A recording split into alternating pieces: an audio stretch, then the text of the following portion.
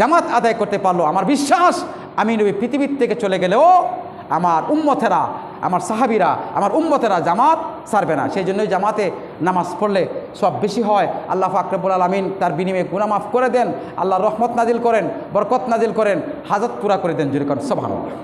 তো সেজন্য বাইরে আমার এই আল্লাহ পাক রব্বুল আলামিন আমাদেরকে এখনও পৃথিবী জমিতে বাঁচিয়ে রেখেছেন। আজকে যারা আমরা ক্ষমতা দেখাই, ক্ষমতার বল দেখাই, আল্লাহ পাক রব্বুল আলামিন বলেন কুল্লু নাফসিন যায়িকাতুল মউত, তুমি মনে রাখবা মৃত্যু তোমাদের একদিন হবে, যা কিছু করো তোমার মৃত্যু একদিন হবে।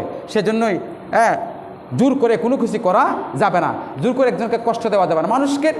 একটা মানুষ যদি মুখ দিয়ে হাসাইতে পারে, সান্ত্বনা দিতে পারে, এই জবান দিয়া সান্ত্বনা দিতে পারে, যে সে যদি খুশি হয় আপনার কথা শুনে, আপনার সাজেশন শুনে, ভালো আচরণে, সেই ব্যক্তিটা যদি খুশি হয়, আল্লাহ পাক রব্বুল আলামিন আপনার জিন্দেগির গুনাহ মাফ করে দেন, যেরকম সুবহানাল্লাহ।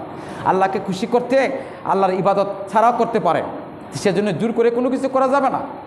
একটা মানুষের মনে কষ্ট দিলে, আঘাত দিলে, সে যদি কষ্ট পায়, সেই দুঃখটা, সেই কষ্টটা রাব্বুল আলামিনের দরবারে পৌঁছায় খুব তাড়াতাড়ি। যদি বলে আল্লাহ ওই ব্যক্তিটা তার আমি অনেক কষ্ট পেলাম, আল্লাহ কবুল করে নেন। তো সেজন্যই আমরা সমাজে বসবাস করতে হলে অন্যায়ভাবে কোনো কিছু করা যাবে না, অপরাধ করা যাবে না, অন্যায় করা যাবে না, যেভাবেই হোক করা যাবে না।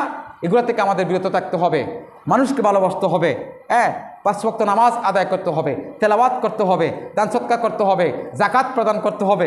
যদি ওই কাজগুলি যার যার স্থান থেকে আমরা করতে পারি, এই দেশে আবার শান্তি ফিরে আসবে ইনশাআল্লাহ, ঠিক কিনা বলেন?